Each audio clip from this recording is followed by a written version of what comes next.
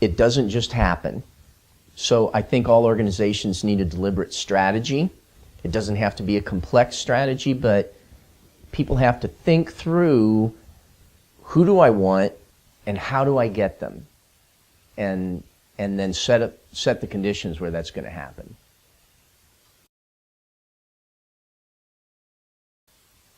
Well, my first rule is to avoid the trap of going after only the top talent as defined by whatever metrics are in your organization. For example, when I was at West Point, most of the departments were going after to hire instructors and to send people to graduate school were focused on people with the highest grades and the highest GRE scores. I found that to be ineffective in the leadership department. What we would do is we would determine a competence floor beneath which we would not go. So every one of the applicants we considered had to be above a certain level of competence. But once that was established, we didn't go for the highest performers. We went for the best leaders, the people with the best practical records, and people who we thought would work well together with others in teams. It's a fallacy to think that you can take the very best individuals and put them together and then create a team out of them. You have to bring together individuals who are good at teams, who want to work with other people, and who are not so ego-centered and focused on themselves that they can't do that.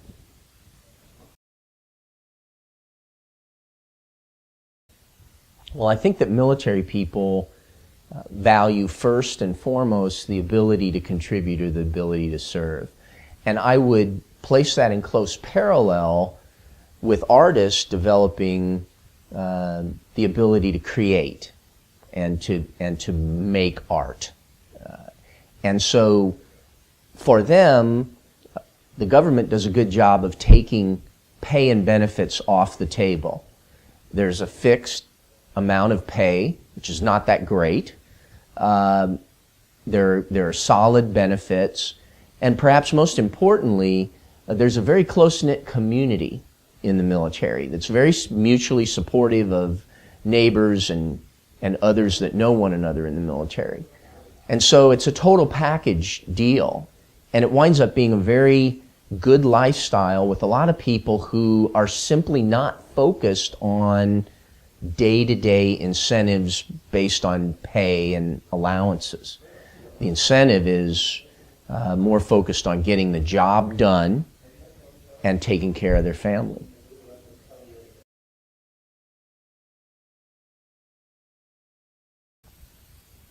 Well, I think that what people from the arts can learn about that is that even in the absence of fair remuneration, that the ability to create and the ability to contribute and the lifestyle that one can live, though not surrounded with riches, but surrounded with the riches of camaraderie and the riches of like-minded individuals pursuing higher order work, it really doesn't get any better than that.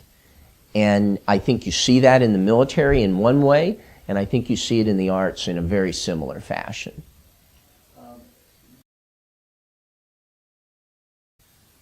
Well, the first thing to understand about a crisis is that the reason that a crisis exists is because of ambiguity and uncertainty in your circumstances. And what people look for in leaders in conditions of ambiguity and uncertainty is someone they can trust. And that trust is composed really of two components. The first and the most important is competence. So if you want to retain your staff in crises, they have to know that you know your job. They have to know that you are competent in the context of that work. The second thing that they have to know, because they're assuming risk right along with you, is that you have some degree of concern for them. And while people in the arts and, quite frankly, people in the military are self-critical and critical of others, that's how we do our work, at the same time, those people need to know that their leaders have concern for them. because the primary belief in competence, reinforced by the belief that the leader has concern about them, will build trust. And the only thing that will get you through the ambiguity and uncertainty of a crisis is being trusted.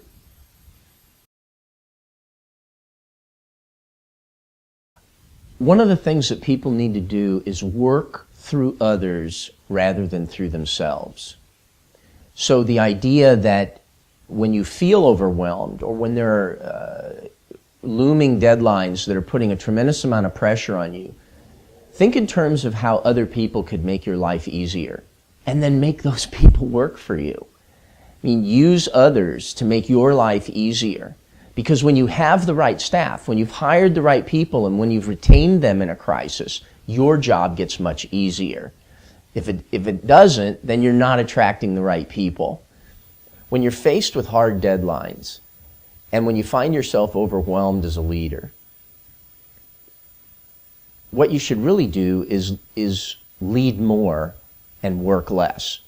You should really figure out ways for the people who work for you to make your job easier. And that doesn't come naturally to all people, but it's really what you need to do. If the people who you have as staff are not making your job easier, making your life easier, then you've probably hired the wrong people. You need to delegate more, and you need to get your work done with people rather than doing it yourself.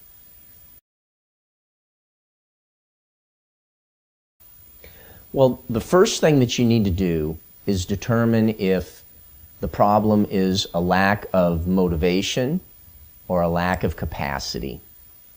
And if it's a lack of motivation, often that can be fixed just by giving the person additional guidance, additional intent, what it is that you want them to do, and encouraging them and rewarding them and thanking them for what they're doing.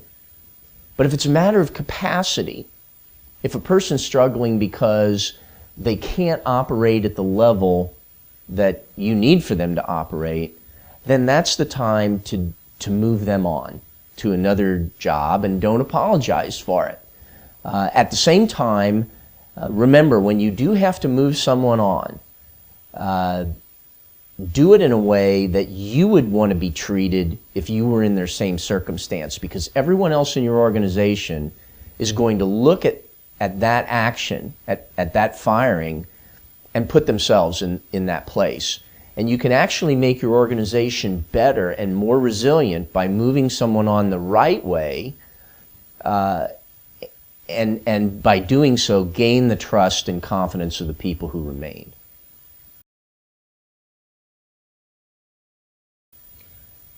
I would turn to organizations and companies that provide help with self-coaching. And one in particular that comes to mind is a company called Gutman Development Strategies. They have a self-coaching workbook and other materials that help people do their own development. The second thing I would recommend for people to do is to get a peer coach. And by peer coach, I don't mean a professional coach, although that's good if one can afford it, but someone who is a trusted peer who you can talk to on a periodic basis about the challenges you're having leading, about the solutions you may or may not be trying to get things moved forward in your organization. Bring other people into the equation, because their perspective, the lens that they have on your circumstances, might be significantly different than yours, and they might be able to bring into the dialogue important observations about how you might improve.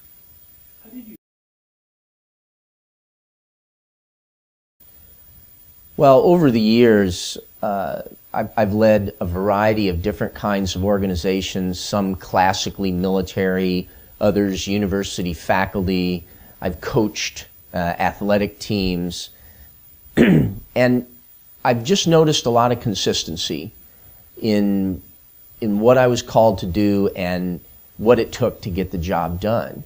And over the time, you develop some principles or some rules that guide you when it comes to composing organizations.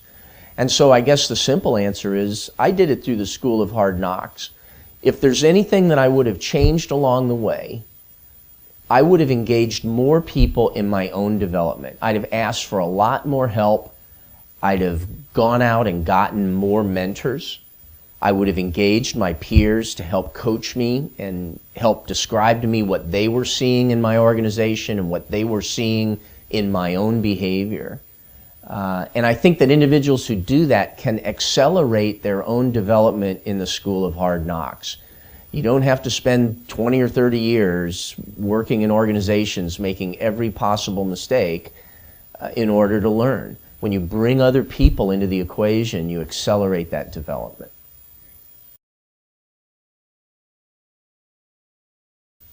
Well, I think that people in the arts have a huge advantage in terms of leadership over others, and it has to do with feedback. One of the things about creating art is that artists grow by receiving critical feedback about their craft. And so they learn at an early age to be accepting of feedback, and they also learn how to give it to other people. That's something that most leaders can't do well. And so for artists to build on this notion of giving and receiving feedback and just take that skill that they've learned in the arts and turn it organizationally and give and receive feedback based on organizational performance, I think that artists can be among the most effective leaders we have.